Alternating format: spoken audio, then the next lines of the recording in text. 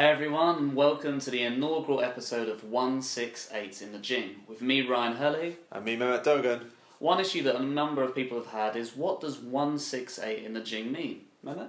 Good question. Well, we are doing a weekly show, so we decided to pick a name that would reflect that, and 168 simply refers to the number of hours in a week. Our show will be an informal news and entertainment show, and first of all we'll start every show by discussing the major topic from the week, which we believe to be pollution.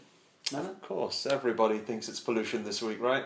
Your number of photos, terrible sky, everything's grey, and so on.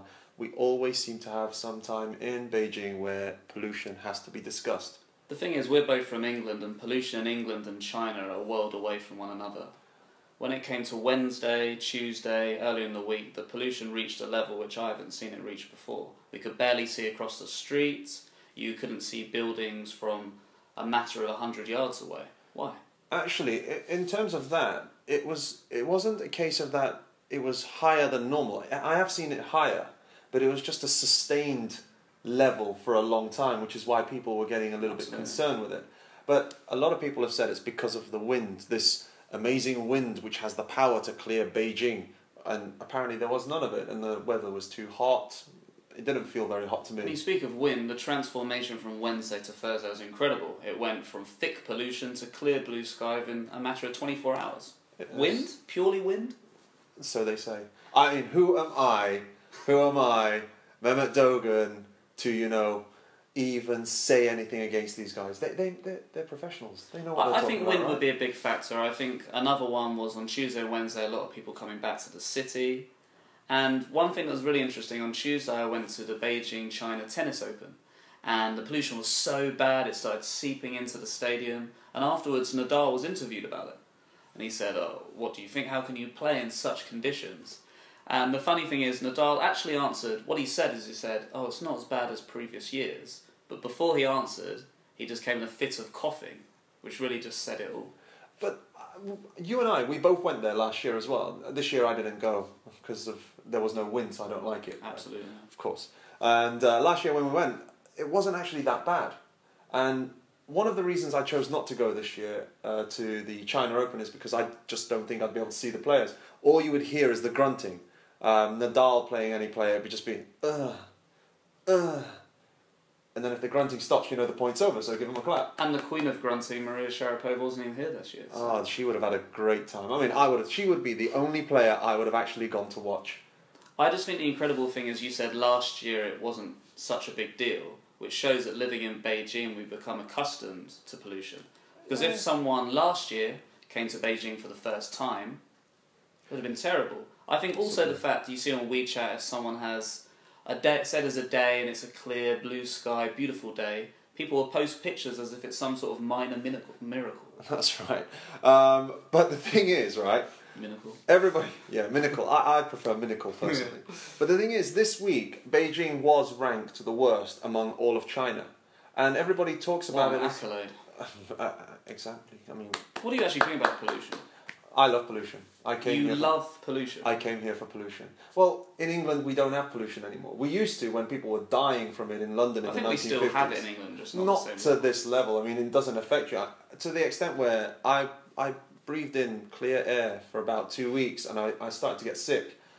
And I only felt better once I put my face behind a car and just sucked it all in. It felt great. Well, I would say that's a rare case. For most of us, we hope that pollution becomes something of the past and Beijing can join the norm, if you like, and enjoy regular days with clear skies, and pollution can hopefully be consigned to the past. But the Beijingers must realise it's not as bad as you think. Yes, maybe this week it was bad, but if you look at the statistics, Beijing's only ranked 30th in the whole of China for pollution last year, in the whole entire year. It's not as bad as you think. All right? Well, anyway, let's move to something more positive, and our second feature for the show, which is Q News.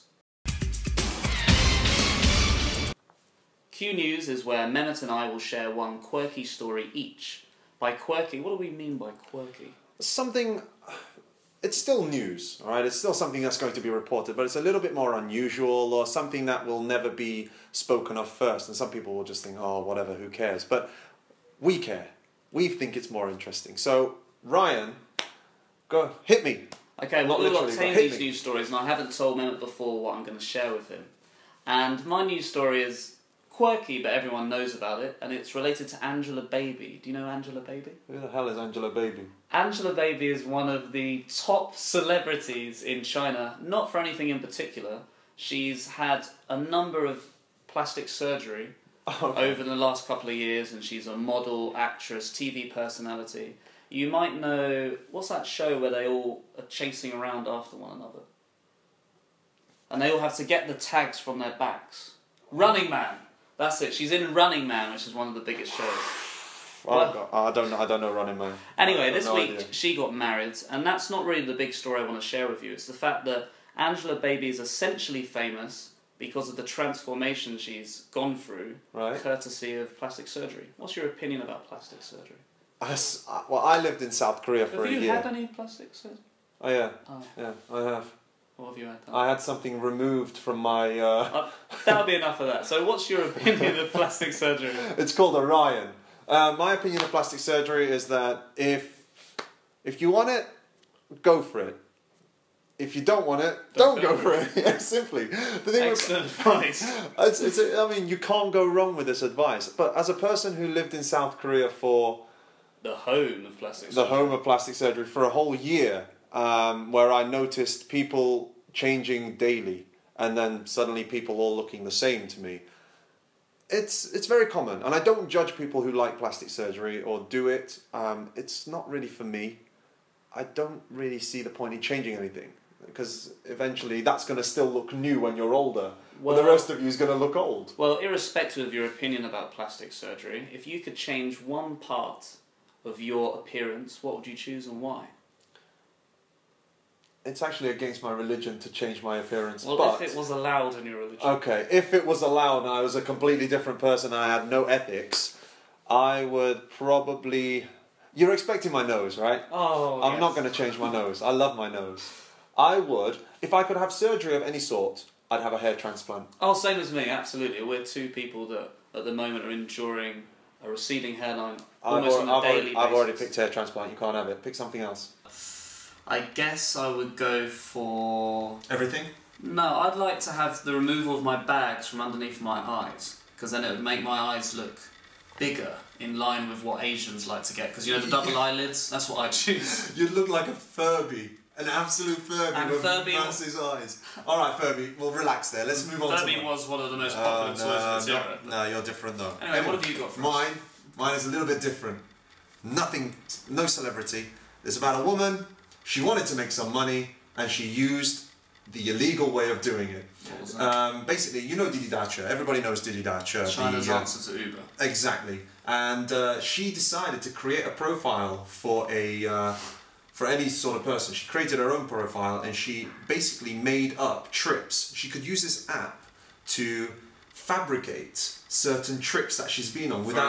For example, she might have done a trip from her home to her workplace, or she's done a trip from a park to another park, and she said, I've done it. But she's actually not been on the trip. And what Didi Dacha do is they give a voucher for every trip you go on. Now, in the matter of a few weeks, maybe 3 months or something like that, she managed to acquire 30,000 RMBs worth of trip vouchers, which can only be used on any sort of Didi Dacha. Then? How she found out? Here's the thing. Then she created another profile where she became a taxi driver, and she paid herself using those vouchers, which then translated these vouchers into cash. Okay. How she got found out, I don't know. Well, wait a second. So first of all, she fabricated evidence that she'd taken all the trips. Yeah. Then she was a taxi driver. She paid herself. Yeah. So essentially, how much money did she make from this? 30 grand. She made that. She made that. 30 grand was the money that she made. Yes. Okay. And then obviously they clicked onto her. I don't know how they clicked onto it. I don't know what app they used. So don't bother asking me. I don't know. But now she's facing trial at in Haidian. Also, she's innocent until proven guilty. Then. No, not her. I think she's pretty guilty by the sounds of it. So my question to you is: do you know of anything like this where people try to make money in such a way, or is there anything you would try in order to make money? Do you have any, ideas? What would I do to make money? Yes, I do have an idea. Don't say work, please. My Our housemates, hailing from Uruguay, Daniel Castiglione, is a beef seller here in Beijing. And I've noticed that a lot of the time when you go to major areas, think of Gulo Dongjie, Sanliton, Yonghegong, Wangfujing Dajie, all of these big streets, and they have all of these snacks that you can buy. Right. I've noticed that they don't really have anything with a foreign slang. It's mala, tang, chuar. Whereas I thought if we use beef from Uruguay to offer something like chuar, barbecued meat, but from another country, I think that that could make a lot of money. Not a scam, this is no cheating, but that's what I do to make some extra cash on the side. What do you think? I think you're wasting your time. Do you like beef? I like beef. Do you like beef? Do you... Yes, I like beef. Brazil is one of the top exporters of beef. Yeah, but this is Uruguay. Uruguay is supposed to be even better. Really? Who told you this? Did the beef seller from Uruguay tell you that this beef from Uruguay is better than beef from Brazil? But Uruguayan beef is more popular than Brazilian beef. Who told you this? The Uruguayan beef seller. Go online, check Uruguayan beef, Brazilian beef, what's more popular? I'll tell you what, if you check Brazilian beef and Uruguayan beef, I don't think it's not a beef website that you're going to get. Anyway, it's something else. We'll leave it at that then. That's what I would choose. But any of these stories, go out and check them out. You probably know the Angela Baby story because I'm the only one who doesn't. But the lady from Haidian, well, fair play to her. She did try. Okay. And failed. Well, moving on to the next stage of the show, which is why Shuma. Right. Why Shuma? Why Shuma, we combined the English word for why with the Chinese word Wei Shuma. And genius. I know. I mean, you came up with it, right? Also, I'm a genius. No. Anyway, what have you got for today's why Shuma? The why Shuma is related to the subway. Now, most of you are thinking, now, for those of you who can't work out why we've called it this, there are many things around Beijing you might have seen. I'm looking outside while I say this. There are many things around Beijing you may or may not have noticed, and it's a little bit different. And one of the things is the Beijing subway. The first line was number 1, then it was number 2, then it was 13. Why Shuma? Oh dear God. Yes, why Shuma? And we wanted to find out why, so we did a little bit of digging. Do you know? I think I know partly the reason behind. I know that they had a structure in mind that 1 and 2, when were they constructed? Line 1 was started in, I need glasses so I can be a geek for this, 1969. Line 2 started in 1971, and they... Line 13, 2002, I believe. 2002 they started, yes. Well, I don't know exactly why line 3 was the one that was skipped. You know, 3 to 13 is a huge gap. But I do know that a long time ago, the Chinese government had a future plan in mind. Right. They had a range of different lines, and it wasn't chronological. Take, for example, line 10 was constructed before line 7. So I know it's not entirely chronological, but I don't know why line 3 was not third. Actually, line 3, they decided not to build that one or construct it at that time because most of line 3 goes through what is more like line 6 now, and through the centre of the city. Yeah, through the centre, from yes, that's right, from east to west, and or you could say west to east, however you want to go about it. East to west. Let's go east to west, okay. And they decided most of those places were quite already affluent areas, you know, political parts, and they didn't really... Sorry, you say already affluent? So wouldn't that be the places where lots of people have to travel to for work? Essentially, that's what you'd think, but with China, they wanted to create more growth, economic growth, so they decided to spread the growth. Exactly, they wanted to spread it, but they wanted to spread it in places where there was more potential, and places like the north of Beijing, towards Huilingguan, towards the south, 13. Yeah, line 13, towards the south where you've got Fengtai and places like that. They wanted to build all those, and then before they had time to come back and do 13, you had the Olympics, and then they had to do 8. And so that's why something like line 8 and line 6, very central, were delayed a little bit longer. Exactly. Okay. But essentially, they had only 2 lines in China between 1969 30, 40 years. 20 years. 1981 to 2000, they had practically those 2. Oh, okay. And actually, line 2 was completed before line 1. That is incredible. I know, well, I know. If anyone has any why Shumas in future that you think why this, why that, why not get in touch and we'll see if we can find the answers for you. Or even better, you find the answers and you tell us. It makes it a lot easier for us, you know. So what have we got next, man? What's the next feature of today's show? It's a part of the show we like to call Shay Says. Like Nisha Shay. Who? Oh, who? Okay, great. Who? Oh yes, well, I've chosen today's quote, and it's simply this: "There will always be surprises." Have you heard that quote this week? I've heard people say that, but I've not heard that quote. No. Well, this quote was from Ai Weiwei. Do you know Ai Weiwei? I think everybody knows Ai Weiwei. What do you know about him? Sorry, everybody knows him. Sorry, don't put a gun to me. What do you know about him? Well, what do you know about him? I know his name. I know he's I think anyone would know his name after being told his name. Well, don't tell me then. Just don't tell me. He's an artist. I think he's an artist, right? Yeah, he is an artist. Honestly, I'm sorry if Ai Weiwei is watching, and he will be at some stage. I think. Sorry, Ai Weiwei. Sorry about that. I don't think. Well, what he's particularly famous for is he is a dissident. He's been very vocal in his criticism of the Chinese government, and this quote, "There will always be surprises," is related to his apartment. When he returned from a trip, I think he went to Germany last week. He came back. I'm not sure exactly, Monday or Tuesday, and when he came back to his apartment, there were loads of bugs dotted around his living room and his studio. Right. What do you think they were trying to find? Honestly, I never understand why most people bug other people's apartment, apart from, clearly they want to know if he's plotting something.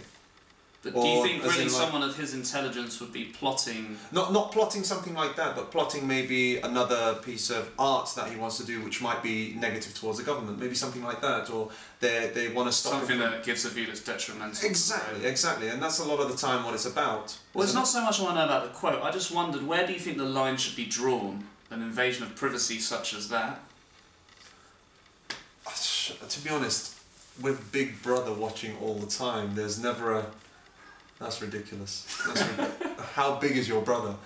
No, Big Brother's in reference to cameras, not size. No, but I don't really know what you're suggesting. We're not going to have any cameras in this apartment. Do you think I'm looking at one person? You could be. In reference to different cameras? You could be. But in terms of Big Brother, they like to keep tabs on us all times. China's not the only place where this happens. I mean, there are some countries where it's better, actually. For example, if you go to, I believe in Japan, there's a camera every 200 meters or something like that. All right. Something. Have you made that up? No, I have seen this somewhere. Please check that online, because I think I've seen this somewhere. Specific. And in England, they spend billions and billions of pounds every year on cameras, like CCTV, and it's not the TV channel. No, not the Why would CCTV? Are you drunk? I think we should move on to the final feature now. I don't think so.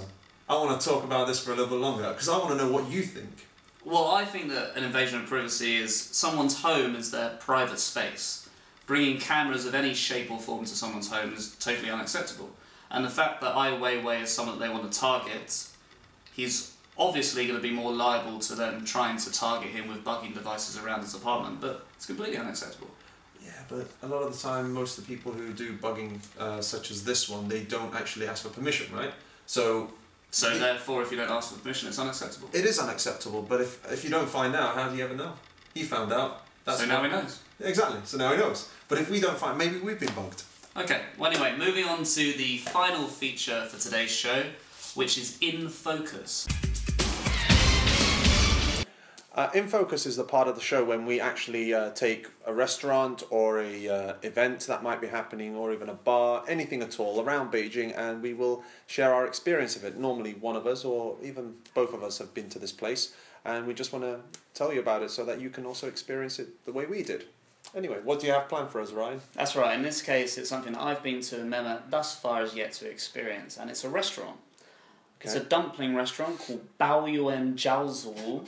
I apologise if I haven't pronounced that correctly. It sounded great. Undoubtedly it's wrong. But this is a dumpling restaurant with a twist. It's not your quintessential dumpling restaurant, because they have very unusual fillings. Okay. For example, their signature dishes, they have a kung pao chicken filling, a rice filling, and apparently an ice cream filling, but I didn't see that when I went there. What do you make of that? Honestly, it sounds disgusting. Disgusting? Of course disgusting. Wow. Ice cream filling. Ice cream's a dessert. Okay, aside from that, okay, do you like kung pao chicken? Yeah, I do like kung pao chicken. Do you like dumplings? Without nuts, though. I do like dumplings. Dumplings put them together and... Yeah, but there's many things out there that are good together, that I like, but I don't put together. That's a good point, but I think for example, I don't know. The concoctions that they have here, I think, are fantastic. It's a very popular restaurant, so I'd recommend that people go. Okay. Well, yeah, go try it. I mean, to be honest, I will definitely go and try it because you should at least once. Definitely should. And he normally gives good suggestions in basically. Oh, thank you, Matt. Oh, sorry. Too soon. So, you know, we're not that close. We are physically very close right now. Anyway, definitely go try it. I will personally go and try it and see what it's like. But can you tell me a little bit more about prices? What kind of prices absolutely. are I think it's very affordable. The signature dishes that I mentioned earlier, you would get in one portion 6 dumplings, and they cost between 18 to 22 RMB. they? Okay, that's not too bad. I'd Value like for bigger money. portions, but Yeah, bigger or more in quantity. more in quantity Yeah. and bigger, just massive. And the thing is, gels. I also feel the restaurant's more of an experience. It's not essentially just go there to eat food and that's it. This is more, you can share the dishes. They have really interesting colours, purple dumplings, multicoloured. You can talk about the different fillings. Okay. Oh wow, I never imagined them coming up with this. So I think it's kind of exciting. It's more than just you're going there to eat. It's a true experience, a dining experience. Well, hopefully, you seem to be talking very positively about it. Hopefully, my experience will. I wouldn't preview it if I didn't like it. Yeah, that's a very valid point, and you didn't even tell me you were going to preview this. So, At the fun, I do have a question for you though related to this. hit me. Oh, we hit you with a question. I Yeah. see. If you could choose any dumpling filling, what would you choose and why? Good question. I'm full of it tonight. Yes, you certainly are. There is one that I would definitely pick. Now, I don't think anyone will know this, but there's this dish in Turkey called sucuklu yumurta. Oh, I love it. Absolutely love it. Can't get enough of it. Do you really? What is it? It is a Turkish dish. Exactly. Now, just to explain for any of you, obviously you're all fluent in Turkish, but anyone who isn't, sucuk So is... everyone, Maybe. Definitely, actually. Sucuk is a beef-style sausage with garlicky taste to it. It's a little bit spicy, it's got a little zing to it, really nice. Yumurta just simply means egg. So it's beefy sausage, egg, basically. Beefy sausage. Exactly, or it's egg with beefy Beefy sausage. sausage. A wittier name for that. Alright, egg. Anyway, for what it's worth, if I could choose a filling, I would choose a Terry's orange dumpling. Terry's orange, most of you may not know, is chocolate orange, and it's so delicious. Right. Imagine the dumpling, and the chocolate is integrated into the exterior of the dumpling. Right. Then with one segment in the middle, that when it gets hot, the chocolate melts, and you know when you eat steamed buns, Right, yeah. sometimes the flavouring explodes into your mouth. Can you show me how it explodes again? Like this. Okay. And I can imagine the chocolate exploding into my mouth, and it'd just be such an incredible experience, rich and flavourful. Sounds great. Well, for anybody who wants to see the video, just search the beef and Uruguayan beef selling website from earlier. You might even get this footage. Anyway, on that note, I think we should probably wrap up before you get too excited about your jalza with whatever it is. Absolutely. Well, thanks for everyone that watched today, and if you want to get in touch, you can go via email at 168inthejing@163.com. That's correct. Follow the WeChat channel, the Weibo page, and if you have anything that you'd like us to preview in the show, please get in touch. Also, with the email, you can send us any of your opinions, anything you think we could do better, because we're all ears. We'd be happy for any suggestion, or we're all eyes. Ears, yeah. Just full of ears, just lots of ears everywhere. But hope you enjoyed the show. We sure enjoyed making it, and hopefully see you next week in 168 hours. That's all from us at 168 in the Jing. See you next time. 168 in the Jing. Don't forget us. Take care.